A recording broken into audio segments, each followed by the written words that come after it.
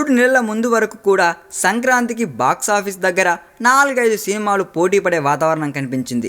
చిరంజీవి, బాలకృష్ణ, వెంకటేష్, నాగార్జున సినిమాలతో పాటు శర్వానంద్ నటిస్తున్న శతమానం భవతి కూడా సంక్రాంతిని టార్గెట్ చేసుకుంది.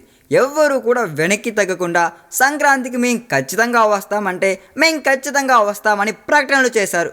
దాంతో పోటీ రసవత్తరంగా ఉండబోతుందని ఊహించారు ప్రేక్షకులు. కానీ విడుదల తేదీ దగ్గర పడుతున్న కొద్దీ కొన్ని సినిమాలు వెనక్కి వెళ్ళిపోయాయి.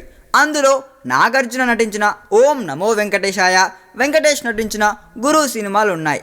ఓం నమో వెంకటేశాయ ఫిబ్రవరికి కూడా కష్టమని నాగార్జున ప్రకటిస్తుండగా, మా గురు సినిమాని మాత్రం రిపబ్లిక్ డేకి విడుదల చేస్తామని వెంకీ చెబుతున్నారు.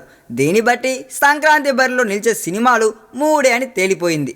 చిరంజీవి ఖైదీ నెంబర్ 150తో పాటు బాలకృష్ణ గౌతమిపుత్ర శాతకర్ణి, శర్వానంద్ శతమానం భవతి సినిమాలు మాత్రమే సంక్రాంతికి విడుదలవుతాయి.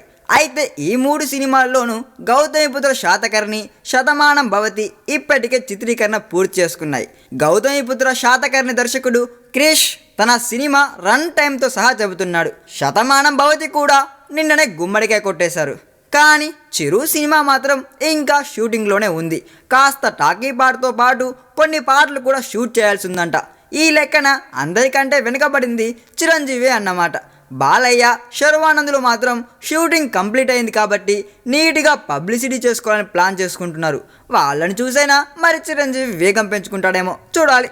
ఈ వీడియో మీకు నచ్చినట్లయితే సబ్స్క్రైబ్ చేయండి. ఫిలిమి స్టార్స్ బోలెడంత న్యూస్ బోల్డ్గా.